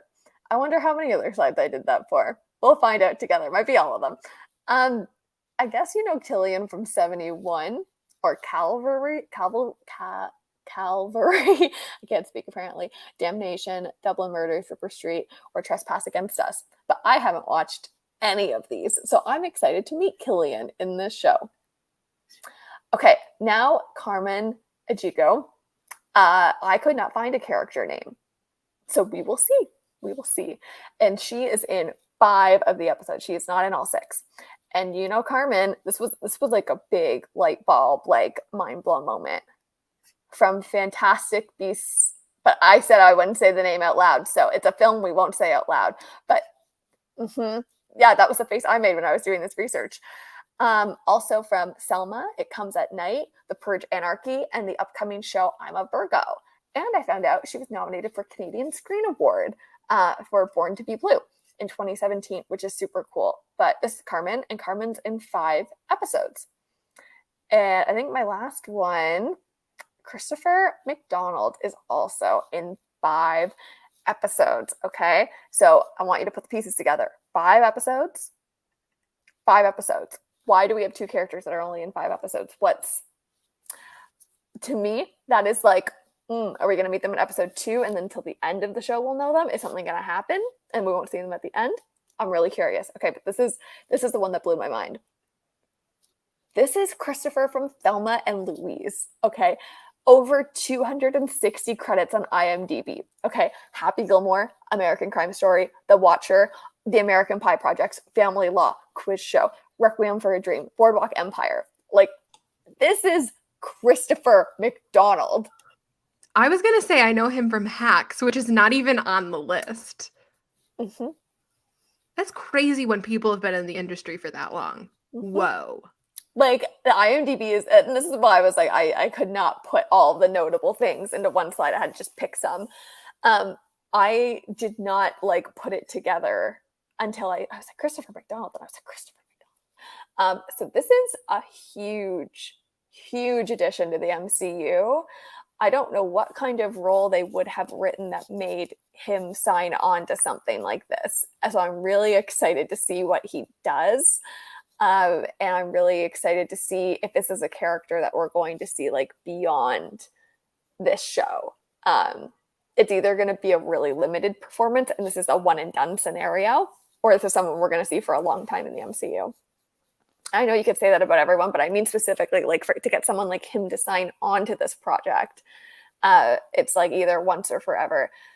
Versus with Carmen, this is someone who I think we could see a lot more from than just this one project. Someone like Olivia Colman or Emilia Clarke, you're going to sign because they're a huge name and they're going to be around. Like, these aren't people that are going to just do this one TV show and then dip. Like, they probably are signed for a multi-appearance deal. They'll show up in a movie, eventually give 2 lines and like get a couple $1 million from it.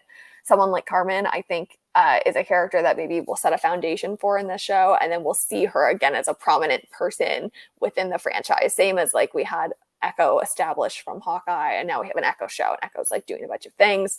I think that her character might be one of these people that we see established through Secret Invasion, and it's with us for a long time moving forward. And that's who you should know. That's the MC Who. Yay! Great job, Liz. Yay. Alexis, if you're okay with it, I think you should go next, and then I will go, and it will lead us into our next bit. Fantastic. Do I just hit add to stream? Is that what I do here? Yeah. Yeah. Okay. So, full disclaimer, at the beginning of this show, Marissa was like, so basically what happened is Alexis wanted to talk about Secret Invasion because she knows stuff. And what that was, past Alexis was really ambitious. Current Alexis, however, was like, Secret Invasion. I read that, but what happened? So I did a quick like refresh today, and my husband made this wonderful PowerPoint for me, and I'm just gonna kind of go over like the big pivotal moments. We know that Marvel has a tendency to kind of reference the comics, but not really like copy and paste. So hopefully this will just be like a nice overview of what Secret Invasion looked like in the comics and kind of what you can maybe expect from it in the show. Or maybe they go a completely different direction and I'm wasting like 10 minutes of your time. But here we go. Alexis teaching me things is never a waste of my time. It's one of my favorite activities. Oh, you are so nice. Okay, first we have meow, and then we have a summary of Secret Invasion that you can read on your own time. The fun part is the parts that are redacted. Yay! Okay. So here's some background. The internet is saying that this show is referencing the 2008 Bendis U run, but fanboys on the internet are also saying that that is the only Secret Invasion run, and they would be lying to you.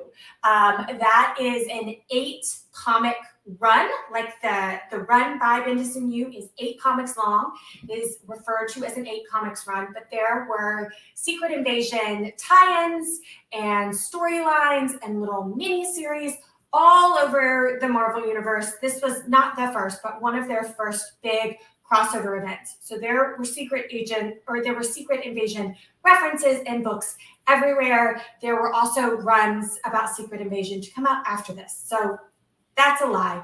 Fanboys should do their research before they put their opinions that they think are fact all over the internet. Yay!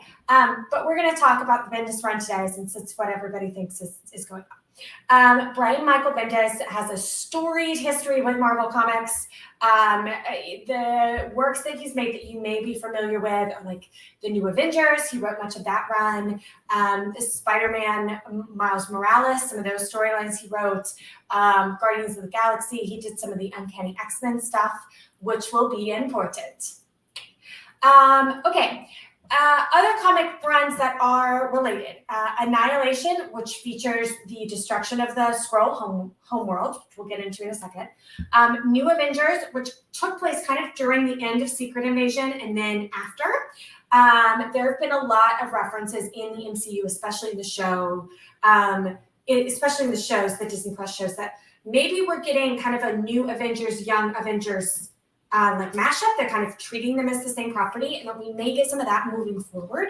And the Thunderbolts. However, it's not the Thunderbolts with Kobik, which is really the only Thunderbolts that we should care about. But they become the main superhero team directly post-invasion because of their kind of like anti-hero-ness and how much they were kept out of the actual invasion. So you can maybe expect to see more from characters like Bucky or Yelena moving forward after Secret Invasion. Some characters to look out for.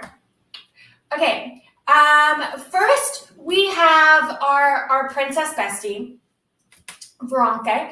And what is interesting about this is that essentially she is a Skrull princess, though later she's apparently referred to as both a queen and an empress, so I'm not really sure how the Skrull hierarchy works out there. But she is a princess, and she comes to the Skrulls, and she's like, hey, Skrulls, I have this prophetic vision that our home world is going to be destroyed.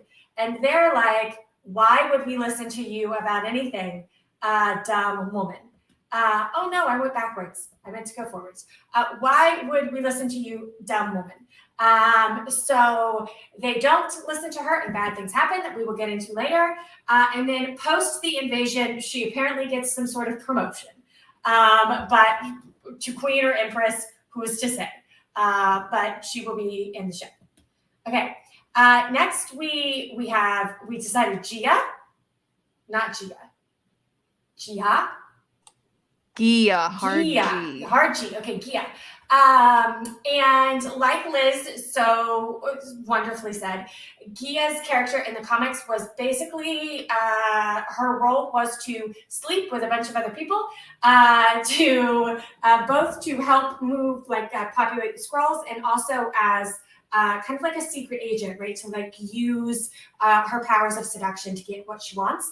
She falls in love instead with like a co-agent. They have 3 daughters together, and they become sleeper agents on Earth to like wait out until the Skrull invasion starts. They do know that they're Skrulls. In the comics, a lot of the sleeper agents have no idea that they're Skrulls. Like that was wiped from their memory. They do know. And they notably impersonated Tony Stark and Pepper Potts for a while. I'm not really sure how, because their marriage is functional, but that is a thing that happened in the comics. Then we have Contessa de Fontaine, who will also be in the show. Her role in the comics is that she is Nick Fury's lover.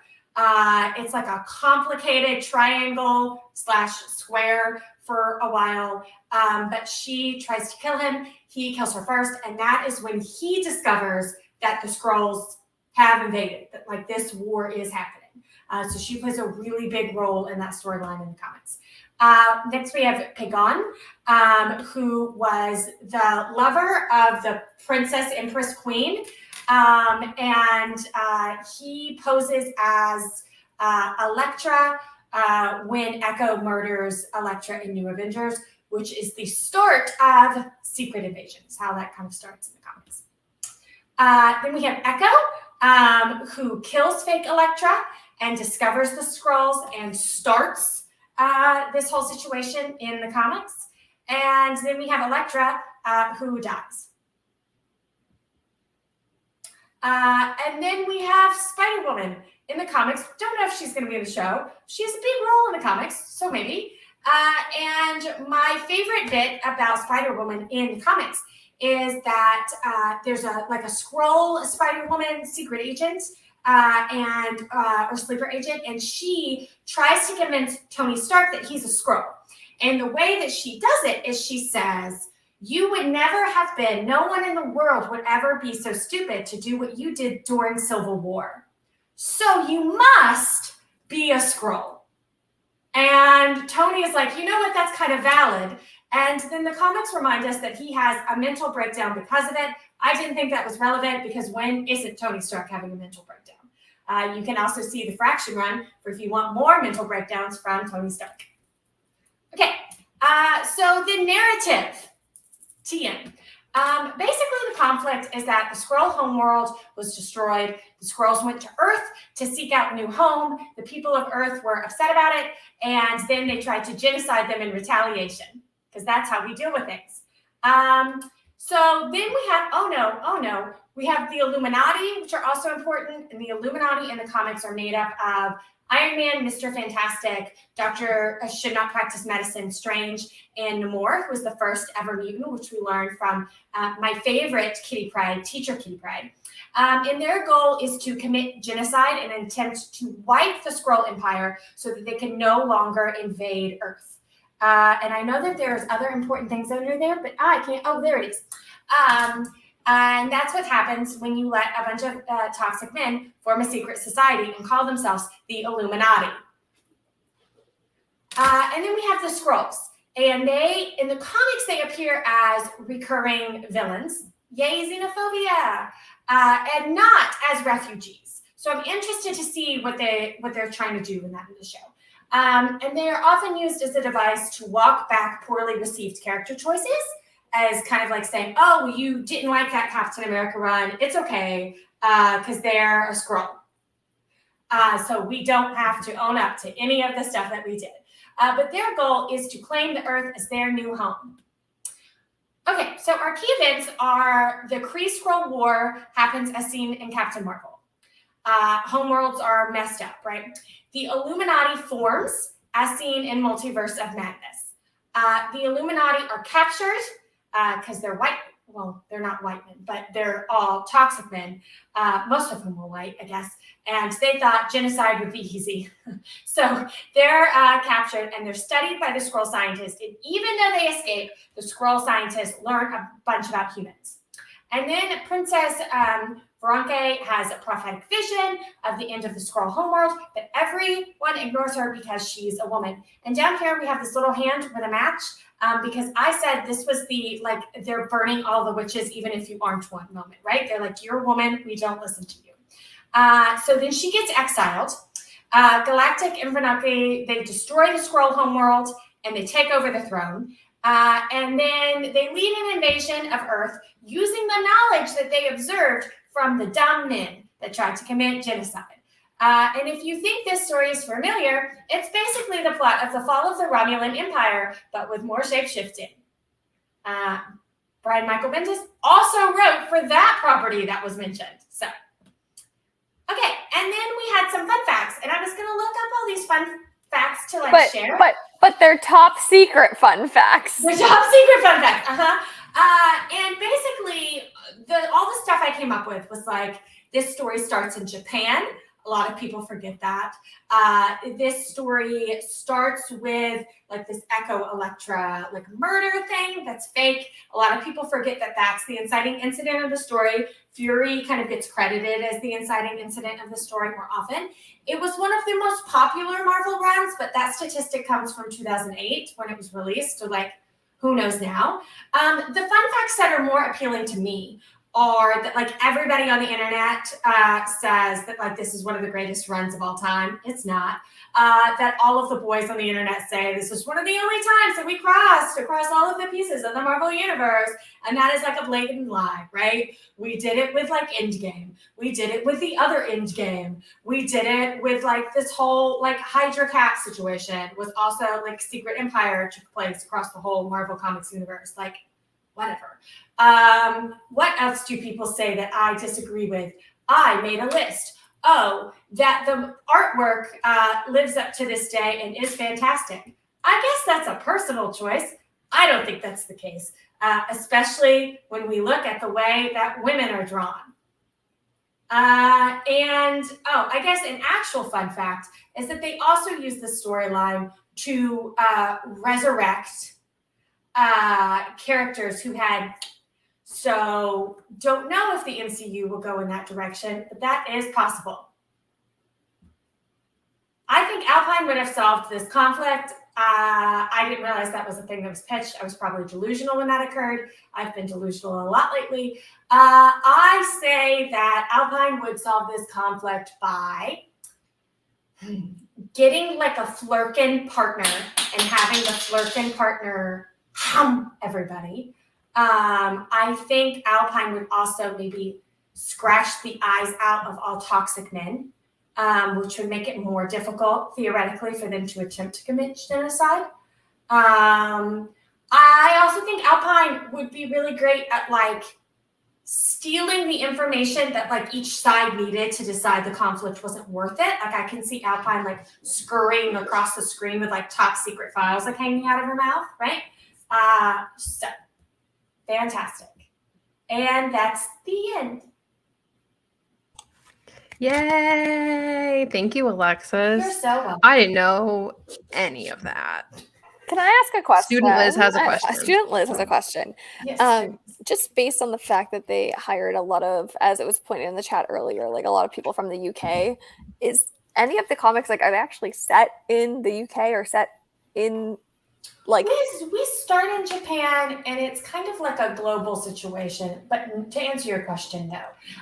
One of the main pieces of this storyline, when we look back on it, is that we were really trying to replicate, or Marvel Comics were really trying to replicate,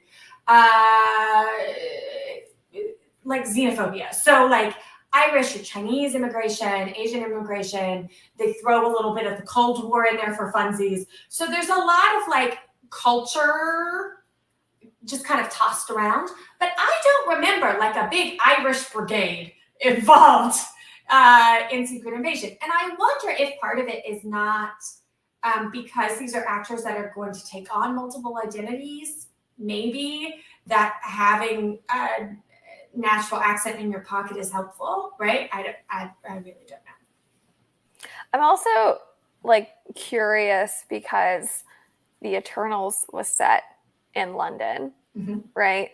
And now this, I don't know if it's being set in New York or whatever, but they're like, I feel like the MCU is recruiting a lot of international talent into these main character slots.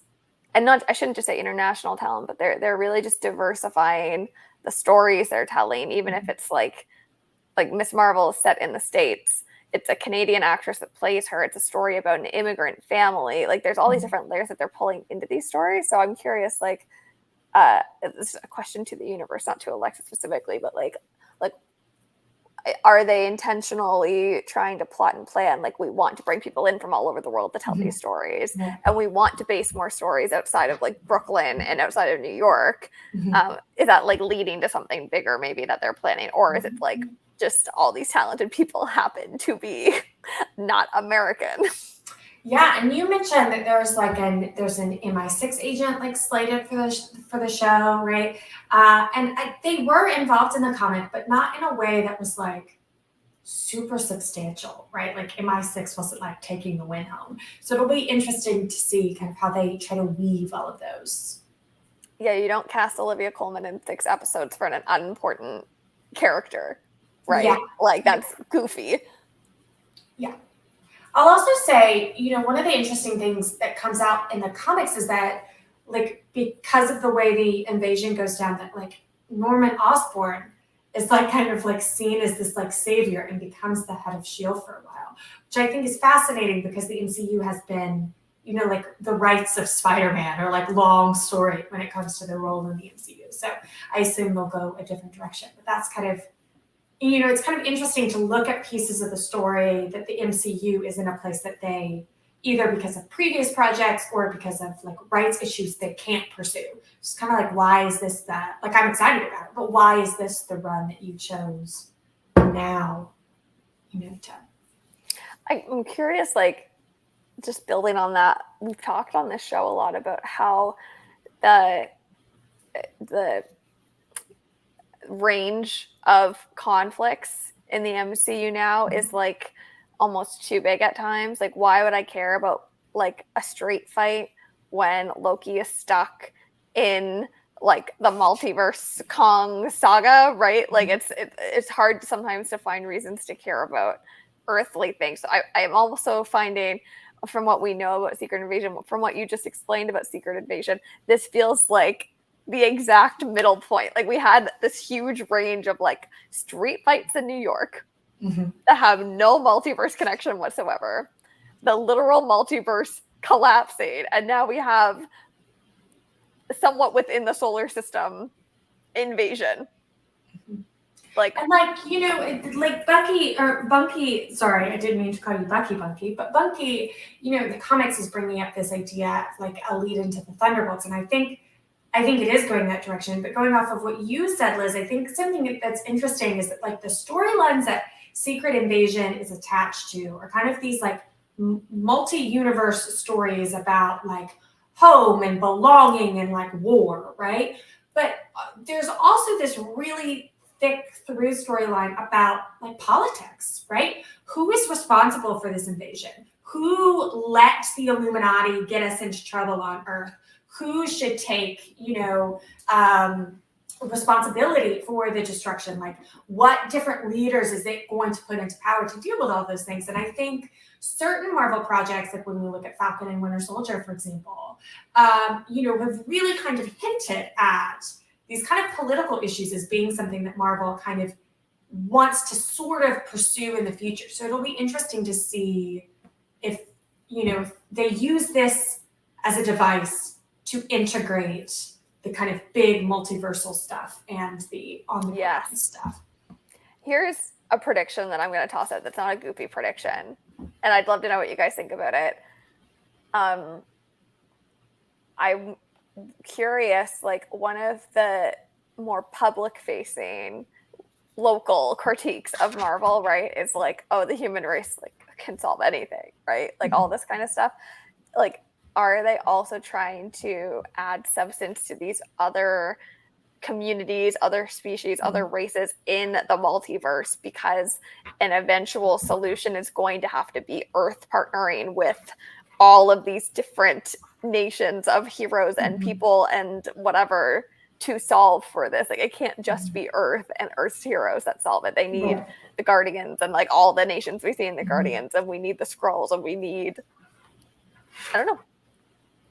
I want to see humans as the villains. I want to see the humans be the problematic entity, because not all people are good. Maybe that's the secret of the Secret Invasion, is we get told it's a Skrull invasion, but it's not. It's not. No, it's actually the people that are bad. See, Alexis, you taught us so much. Now my brain's going in all these different directions. You're so talented. Thank you for your wonderful presentation. Thank you. Yay, Alexis. Okay. Really quickly, I'm going to give a much less impressive and much less researched presentation. And I am going to tell you, who's that Skrull? To me, it's I'm like going to talk about, like, who's that Skrull? No, actually, in my head, it's the theme song to New Girl. It's, who's that Skrull? The Skrull. Yeah. Okay, now you have to sing that as you introduce every Skrull. Oh, I was already planning on it. Don't worry. Sorry. I'm muting myself. But basically, I'm just going to go through all of the Skrulls that have already appeared in the MCU and tell you a little bit about them from the MCU, not from the comics, because some of them are repeats that have already been discussed. So, who's that Skrull? It's Talos.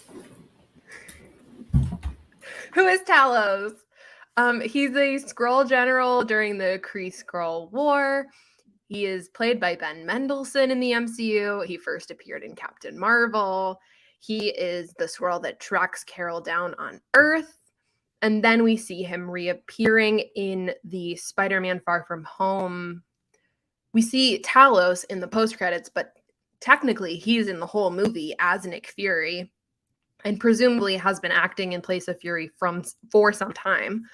And it appears that that is what we will see in Secret Invasion as well. Who's that scroll? It's Soren. I think I'm pronouncing that right. I don't really know. Who is Soren? The wife of Talos. She first appeared in Captain Marvel. Along with the refugee Skrulls, she sought refuge in Mar-Vell's floating laboratory. She went to Earth with Talos in Captain Marvel, and she reappeared in Spider-Man Far From Home as Agent Maria Hill. Who is that Skrull? It's Gia! Okay, this is where things take a turn, because in the MCU, Gia is the daughter of Talos and Soren. Yeah, she's that cute kid from Captain Marvel. Everyone looks shocked.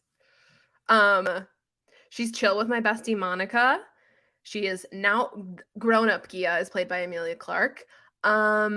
I think she's the cute kid with the lunchbox in Captain Marvel, but I could not confirm that.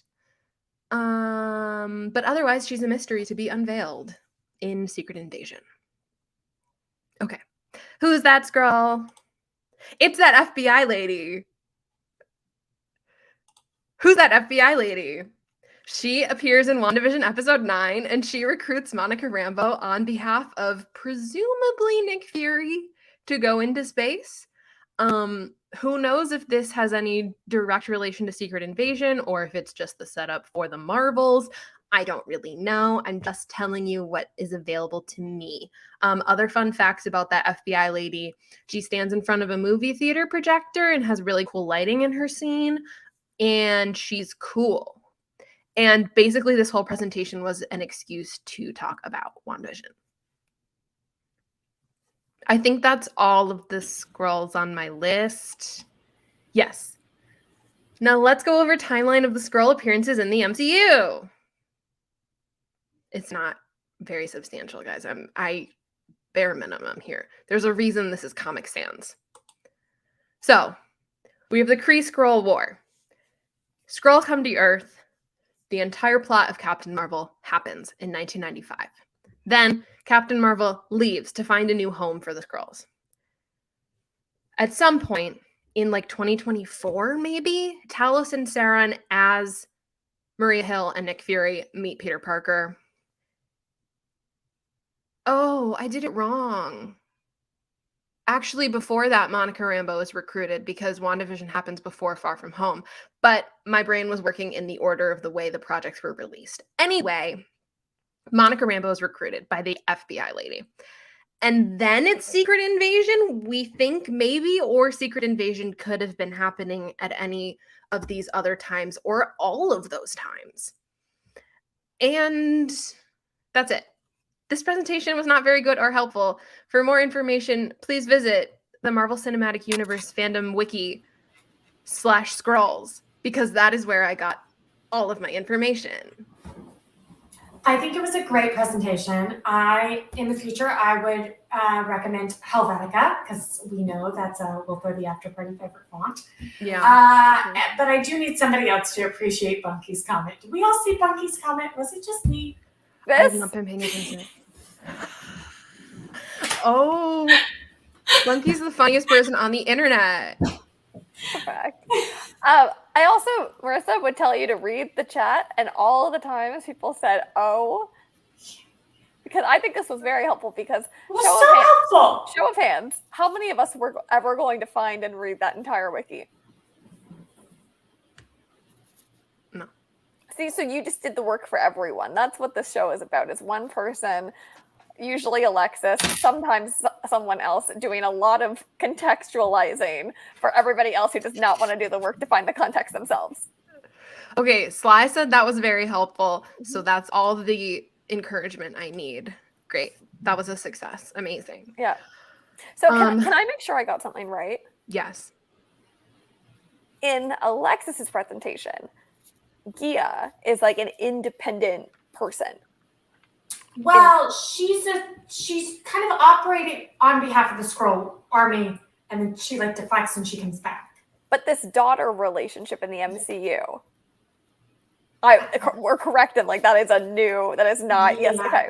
I wanted to make sure I understood that correctly. Yeah, in the comics, her daughters are important. So like she has 3 daughters, and like they have this really like complicated storyline. Like one of the daughters, 2 of the daughters decide that like they're gonna stay on Earth, like they're gonna like renounce the Skrulls for what they've done. Like one becomes like a protester that like shows up in the back of a comic later. So the daughters are important, and the daughters are kind of seen as both this piece of like their betrayal of what the Skrulls had intended them originally to do, but also like the weakness with which you could get to them through. So I think it is interesting that she is daughter instead. Yeah. It seems to me, the vibe I'm getting is that Talos, Soren, and Gia have been on Earth like pretty much since Captain Marvel, like taken under the wing of Nick Fury. So it feels like there is a way in which that comic story is sort of being mishmashed into them with the daughters, but it's actually now Gia in the MCU. But yeah. Okay.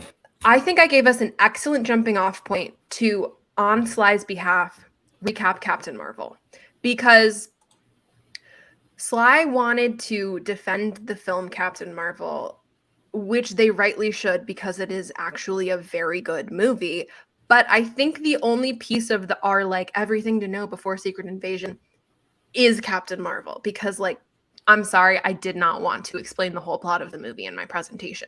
So now I'm going to make everyone do it together. And we're going to do it at a decent pace, but also quickly because it's the end of the show and we have 2 more segments to do. And we might be reading off a plot summary. So the first thing I remember about Captain Marvel is literally when she gets into the plane, which is halfway through the movie. So y'all got to cover until that point. Okay. I got nothing. Yeah, I think I maybe have. So at the very beginning, am I allowed to just start? Please. Go. Okay. Yes. So what I remember from the beginning is that like she's asleep, and that famous guy wakes her up, and they go and they have a really terrible Ender's Game style like fight scene because she is not doing what she is supposed to do, and then maybe she needs to go see the wizard behind the curtain. Is that next? Yes. Well, okay. yes. Yeah, okay. And then she has like a patch on her neck and it is actually limiting her powers. And then it turns out that she's a member of the Kree army and her name is Veers because that was all that was left of her dog tags. And they go on a battle excursion thing to like find the Skrulls and it's like whatever. And then she like crash lands on Earth or something. She ends up on Earth. Then there's a motorcycle. And she's the Blockbuster Video. Situation. Yeah. And then Nick Fury finds her, and then they have like a buddy comedy for like an hour of just doing like little bits. And then they're in SHIELD facility, like the SHIELD facilities, and they find the paperwork with pictures of Carol because she's actually Carol and she's actually a member of the Air Force or something. And she was working on this secret project with Marvel, who I don't know where Marvel is really from. But it had something to do with the Tesseract. And it was like using the Tesseract for like energy to like make spaceships, aircrafts, something like that. On planets that we shouldn't be snooping on, yeah. Yeah, doing American Army stuff. And then it exploded, and then Carol got her powers. And then there's the whole bit in Louisiana because Carol is hiding from the Skrulls because she still thinks that the Skrulls are the baddies. When it turns out that the Kree are the baddies, that's revealed later. Monica and Maria love fest, and then they end up, I think we skipped the plane part, but then they end up on like a Quinjet, a spaceship. They go to space and they go to the floating laboratory, and it turns out that all the refugees are there. Yeah, is the floating laboratory where we get the Flurkin? Yeah. Yeah, okay. Continue. I'm enjoying your plot summary. This was supposed to be a group project. And oh yeah, and then it like becomes a battle between the Kree and the Skrulls over the Tesseract, I think. But it turns out that the Tesseract is inside the cat, so they're actually fighting over nothing. And then there's that. Isn't that where we get the fight scene to the like, I'm just a girl? Isn't that next? Yes. No? They like yes. Yeah, they go back to Earth. She like flies by the speed of her power. Yeah, and we back get to Earth. the resurgence of the weird mohawk helmet that The I don't helmet, which understand. and then yeah, she has that final battle with Yanrog, and she's like, I don't need you to tell me how powerful I am, or whatever her badass line is. I don't remember it. But it was great. And I have nothing to prove to you. That's what it was. Yeah. And then she wins, and then I think she goes back up to the floating laboratory and is like, okay, Skrulls, I'll help you find a home, and then sails off into the sunset. Yeah, and at some point I think she, like, Kim Possible's Nick Fury, right? Uh-huh. Like, she's like, call me, beat me. Yeah. Yeah, and I'm in space. Yeah. Yep. I'm glad I remembered important details from this film. Man, I contributed so much. I contributed so much to that. That tells you how much I remember. But do you like the movie? Yes. That's the only important part. That's all we need. So I think what we're really getting at is we recommend you watch Captain Marvel and don't us. Please do not take this as a jumping off point for Secret Invasion. No, I would recommend opening Disney Plus. Okay, before we go, we have to talk about what we are looking forward to, what we hope for the series. Let's talk about some like anticipated moments, the things that we like hope to see from the show. Like what are the things that will be like, this is the show for me that you need to see? For me, if there's not cats in this show, and I mean that seriously, that's not my silly, like we have goofy answers and serious answers, but like you're not going to have a cat be one of the main parts of Captain Marvel, which is, I would say, the fixture of this entire plot coming to life, the Marvel Secret Invasion. It's all under this scope, and not include cats. So I'm looking forward to the cat, more cats, not sure, but I don't see this Secret Invasion without a cat or 12 involved. It feels likely enough to me. So hopefully we can tick that off the list.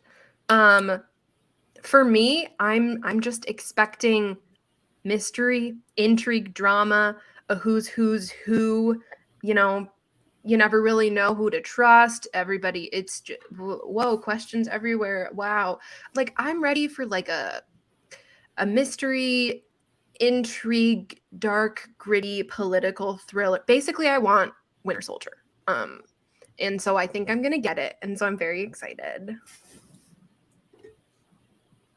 And then it'll set up the Marvels, which great, I love Captain Marvel, and it'll set up like the Thunderbolts and Brave New World, which also will be great. Like these are the two veins I'm interested in. I've got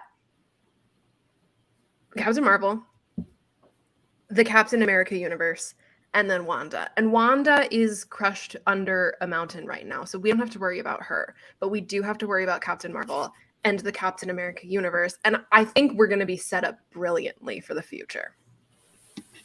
I will say on that note, my most anticipated question going into this show is, what the hell did they pitch Samuel L. Jackson that made him do this? Because he's been through the ringer with the MCU since day one. It's not to say that he wouldn't do another MCU project, but he's like the face of this one. So was this like we're going to throw you one more bone because maybe he was unhappy with the way that Nick Fury rapped? Like what was the thing that made him do this? And we're not going to get that from him in any of the preseason interviews. It's going to come out once we see the entirety of this show. So I want to see what they gave him to chew on. The reviews are loving him. So it sounds like there was something interesting in there for him, at least.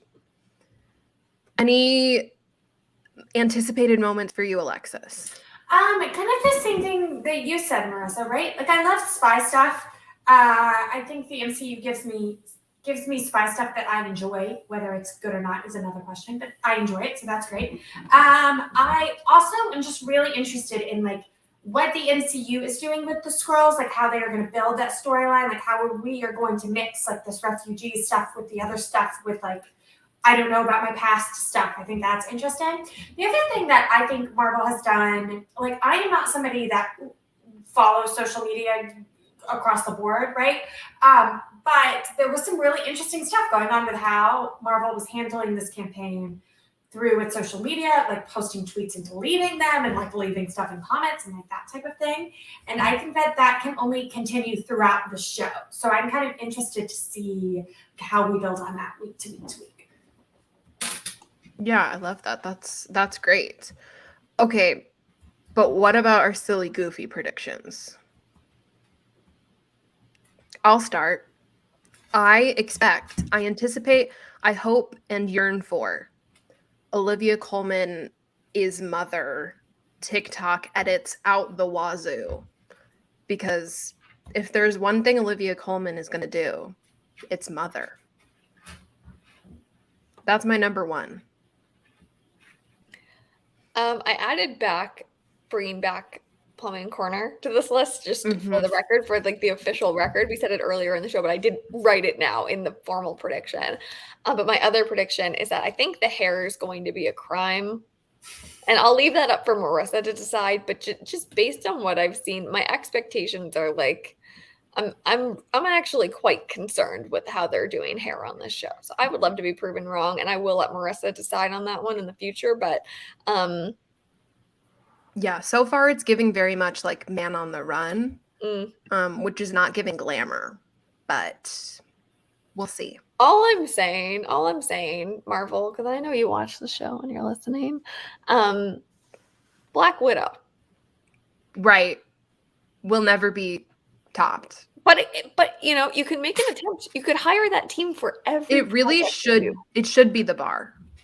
It is the bar. It is, but it should be Marvel's bar. So I don't. Yeah. You should just let the people that did the Black Widow hair make all your decisions for hair for a little bit, or not. Maybe not all the decisions for hair, but put them in more projects because they really nailed it with that one. Same with the Wakanda Forever hairstylist, the Black Panther hairstylist. Like,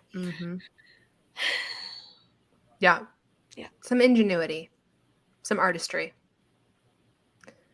What about you, Alexis? I anticipate that there will be a fight scene that belonged on the CW's Arrow, and that I would really, really hate said fight scene, but that MCU TikTok will develop a PhD in martial arts overnight, even though none of them have studied it since they were 5 years old in their first Ishinru-based karate class, and they will really, really love the fight scene, and that will be all anybody ever talks about. Yeah, I see that in your future. Yeah. It's going to be a great time for the audience of this show. And then we should say the final prediction comes from Sly, and it's that maybe me and Sly will actually like the same show for once. Who can say? Unprecedented, truly. It would be. It's going to be the very thin sliver at the center of our Venn diagram. Maybe. I hope. I would like to throw in one more, but like on behalf of all of us, framing. We're going to have many a conversation about framing. I also anticipate a lighting conversation or a lack thereof. Yeah. We are nothing if not predictable, and we'll throw the after party. But it's going to be fun. It's going to be fun. This is going to be such a fun series to do. And I feel like we've done, as not just the folks on screen, but for everyone who hangs out with us every week and all the replayers that watch, like we've done enough of these Marvel shows together that we know what we're looking for and the conversations we want to have and the conversations we like to have. So I think that there's like, you know, it's one thing to do when we started doing the show and we were trying to find our footing under it. We don't just have our footing this time. We're like comfortable you know? Yeah. Maybe not comfortable, but we're like settled. Yeah. We've got our bits. We're ready to bring back Pullman Corner. Okay. Listen, heard. We've got a week. Heard. We'll take our time on that. If you have ideas for the bingo sheet, you can DM it to After Show account on Instagram or tweet it After Party Show on Twitter, no W, and someone will see it and we'll add it to the work. Yeah, definitely. Maybe we will show up next week with a bingo card. It's one of our favorite activities, just like a PowerPoint night. So with that, I say thank you everybody for joining us and sitting through our either highly educational or deeply questionable PowerPoints and learning the definitive everything you need to know before Secret Invasion. And I'm so excited to get back to our weekly after parties for a show, episode by episode. So you can join us next week, Saturday at 8 Eastern on YouTube and Twitch for that. Before we go, where can everybody find you? I am Miss Abobissa on TikTok, Instagram, and Twitter, and I will be yelling about the Wicked movie, the Barbie movie. There were other things that I can't remember right now, but I have a long list of content ideas, so I will be in your face this week. So be sure to follow me everywhere and follow the After Party at After Party Show, SHO. Liz, where can people find you? A quick round of tacos for Marissa hosting this episode. I'm so proud of you. You did a great job hosting this week. I'm producer Liz everywhere on the internet. When I'm not hyping Marissa up for hosting a really great show, I'm probably talking about a lot of things. There's just I feel like there's a lot happening right now between like Barbie, Actors on Actors. There's the Emmys campaigns are really gunning right now. Like there's just a lot of marketing and PR going on that I want to be talking to y'all about. I'm bringing back the How I Would Interview series, which was by popular demand. Marissa. So we're going to be doing more of that. And the weekly Tea Time with Liz on Instagram restarted this past week. So if there are things coming up that you want to hear deep cuts on, Instagram every week is where that happens. Okay, you gave me so many kudos for being a great host, and then I forgot that I had to keep prompting. So, Alexis, where can everybody find you if you want them to find you? I am at Just Alexis Blake on Instagram and theoretically on TikTok, where I started with an account that would have no niches and then panicked when people wanted it to have niches. So you may see me there, you may not. Ta-da! But they can see you next week for our first Secret Invasion watch party. That! See you then! And make sure you're following SlyClone MC all over the internet as well. And Sly will be back. Woo! Woohoo! Bye, everybody!